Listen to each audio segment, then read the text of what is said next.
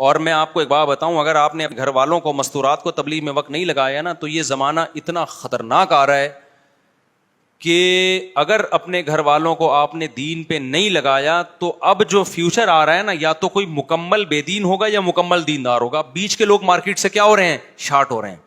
پہلے مردوں میں بھی عورتوں میں بھی تھوڑا سا دین تھوڑی سی بے دینی وہ قابل برداشت تھا. اب جو نیا زمانہ آ رہا ہے نا, جو بے دینی کی طرف جا رہا ہے وہ مکمل برباد ہو رہا ہے. فحش فلمیں, زنا اور یہ سب کچھ, یعنی ساری حدود ختم ہو رہی, اور جو دین کی طرف آ رہا ہے وہ مکمل آ رہا ہے. تو میں نے تجربے کے بعد میں یہ کہہ رہا ہوں, خواتین کے لیے دین سیکھنے کا, دیکھو دین سیکھنے کے دو چیزیں ہیں دین سیکھنے میں. ایک ہے علم. علم تو مدرسۃ البنات میں ملے گا, یا علماء کی تقریروں میں ملے گا, یا کتابیں پڑھ کے ملے گا. ڈاکٹر اسرار رحمۃ اللہ علیہ کے بھی درس قرآن بڑے جاندار ہوا کرتے تھے. تو یہ ساری چیزیں تو آپ کو مختلف ذریعوں سے مل جائیں گی, لیکن موٹیویشن نہیں ملتی, عمل کی توفیق نہیں ملتی کہ معمولات پہ آ جائیں, صبح تلاوت, شام کو تلاوت. وہ میرے بیان سے بھی مشکل ہی ملے گی آپ کو. نظریے ٹھیک ہو جائیں گے, تھوڑی بہت موٹیویشن ملے گی, ملی ہے. بہت سے لوگوں نے داڑیاں رکھ لی, بہت سے لوگ نیک بن گئے الحمدللہ. پراپر اگر آپ چاہتے ہو نا معمولات پہ آ جاؤ, تو آپ کو چند دن کے لیے اپنے آپ کو اس ماحول میں ڈالنا پڑے گا. اور وہ تبلیغ کے علاوہ کوئی راستہ, یعنی سیف راستہ نہیں ہے تبلیغ کے علاوہ کوئی, اتنا سیف جتنا تبلیغ کا راستہ ہے. تو اپنے گھر کی مستورات کو جماعت میں لے کے نکلو, پھر اس کی برکتیں دیکھنا گھر میں. صبح صبح آپ کی بیگم قرآن پڑھ رہی ہوگی, آپ کو اتنا اچھا لگے گا. ابھی کیا ہوتا ہے, صبح صبح اٹھی بھی نہیں ہوتی, اٹھتی 12 بجے, کیونکہ رات 2 بجے تک ٹک ٹاک پہ بیٹھی ہوئی ہوتی ہے. وہ فیشن ڈیزائن اور یہ سب چیزیں دیکھ رہی ہوتی ہے. یہی ہوتا ہے نا, 3 بجے جا کے سو رہی ہیں, کیونکہ لوگ کہتے ہیں یار بستر پہ لیٹنے کے بعد تو موبائل دیکھنے کا مزہ آتا ہے. دیکھتے رہتے ہیں 2 3 4 گھنٹے, تہجد سوال ہی پیدا نہیں ہوتا. فجر بھی گئی, 12-1 بجے سو کے اٹھ رہی ہیں, پھر ان کو پتہ نہیں خیال آ رہا ہے, پھر موبائل دیکھا, کوئی نئی ڈیزائن کی مہندی آئی ہوئی ہے, کوئی یہ آیا ہوا ہے, کوئی.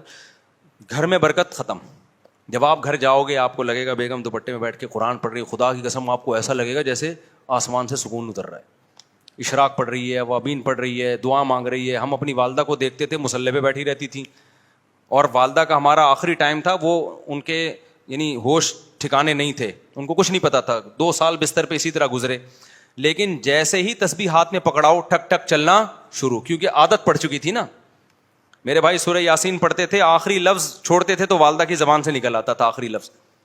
اب جو نئی نسل ہے, جب اس کی موت کا وقت آئے گا, بڑھاپے کا وقت آئے گا, وہ ہوش حواس نہیں ہوں گے, تسبیح ہاتھ میں پکڑاؤ گے ان کو کچھ نہیں پتا چلے گا. موبائل پکڑاؤ گے, ٹک ٹاک ٹھک ٹھک ٹھک شروع.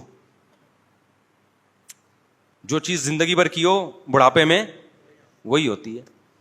تو گھر میں برکت چاہتے ہو, دینداروں کے گھروں میں جاؤ, ایک الگ ہی سکون ملتا ہے بھائی جی, ایسا روحانیت ملتی ہے. تو یہ سب کچھ چاہتے ہو تو اپنے گھر والوں کو تبلیغ میں نکالو.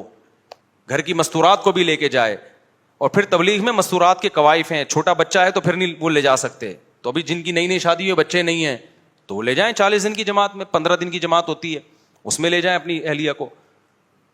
جیسے ہی شادی ہوتی ہے بیگم کو گھمانے کے لیے سوئٹزرلینڈ ادھر ادھر گھما جاؤ بھائی, سوئٹزرلینڈ بھی لے کے جاؤ, تھائی لینڈ میں بھی گھماؤ, ہر جگہ گھماؤ, عمرہ بھی کراؤ. لیکن اگر چاہتے ہو نا آئندہ میاں بیوی کا رشتہ اچھے اصولوں پہ اور محبت کے ساتھ گزرے, تو بچہ پیدا ہونے سے پہلے بیگم کو تبلیغ میں بھی وقت لگوا دو. اس سے خود بھی انسان کے بچے بن جاؤ گے, وہ بھی انسان کی بچی بن جائے گی, اور جب دونوں انسان ہوں گے تو سوچو گھر کا ماحول کیسا ہوگا. میں تو یہ سوچ کے حیران ہوتا ہوں, دونوں انسان, یار عجیب سی بات ہے یا نہیں؟ تصور نہیں ہے آج کل سوسائٹی میں. وہ اس کو گدھا کہہ رہا ہوتا ہے, وہ اس کو, میرے پاس جو جھگڑے آتے ہیں نا وہ اس کو ایسی سی گالیاں میں ابھی ایک دوسرے کو دے رہے ہوتے ہیں, ممبر پہ دے نہیں سکتا. ہمارے ایک صاحب تھے, وہ ابھی ایسا نہیں کہ وہ سمجھ جائیں, تو ان کی بیگم کا فون آیا, وہ یونیورسٹی کے پروفیسر تھے, بیگم کا فون آیا, وہ ان کو جو گالیاں دے رہی تھی نا وہ ہمیں آواز آ رہی تھی. کہ گالیاں دے رہی ہوتی ہیں خواتین کہ مائک بند بھی ہوتا ہے پھر بھی آواز آتی ہے. اب وہ شرمندہ ہو رہے ہیں نا ہم سے, وہ کیا گالیاں تھیں بھی چھوڑو میں. تو وہ کہہ رہے ہیں دیکھیں ایکچولی آپ تھوڑا دیکھیں بیگم تھوڑا زیادہ ہو گیا ہے, آپ اپنی لمٹ کراس کر رہی ہیں. وہ اس طرح اس کو سمجھا. اصل میں اس کا بھی دل چاہ رہا تھا میں بھی یہاں سے وہی گالیاں نکالوں, لیکن ہمارے احترام میں بڑی تمیز سے, دیکھیں اب آپ لمٹ کراس کر رہی ہیں, یہ الفاظ مناسب نہیں ہے. ہمیں اس پہ ہنسی آ رہی تھی, یار ہماری وجہ سے بیچارہ گالی بھی نہیں دے سکتا, وہ دبا کے گالیاں دے رہی ہے. اور اس کو اندازہ ہو رہا ہے کہ یہی سن رہے ہیں گالیاں. بیگم کو اندازہ نہیں تھا کہ اتنی چیخ کے دے رہی ہوں کہ ساتھ میں بیٹھا ہوا بندہ بھی سن رہا ہے. تو وہ یہ کہہ رہے ہیں دیکھیں آپ لمٹ کراس کر رہی ہیں, آپ دیکھیے کہ یار اتنا نیک شریف آدمی, اتنا سلجھا ہوا آدمی ادھر سے گالیاں دے رہی ہے, اور یہ کہہ رہے دیکھیے آپ اپنی لمٹ کیا کر رہی ہیں. بیگم یہ زیادتی ہے, یہ کیا ہے, یہ زیادتی ہے. تو تبلیغ میں لے جاؤ بھائی کچھ دن, تو یہ انشاءاللہ گالیاں والیاں بھی ٹھیک ہو جائیں گی. اللہ رسول کی بات ہوتی ہے, تبلیغ میں ٹریننگ دی جاتی ہے, خواتین کو اونچی آواز سے بات نہیں کرنی, نیچے بیٹھ کے تعلیم کرنی ہے, اوپر نہیں بیٹھنا, تواضع سکھائی جاتی ہے. تو 3 دن لگاؤ گے پتہ چلے گا, ماحول تبدیل ہوگا, پھر خرابی آنے لگی دوبارہ چلے جائے.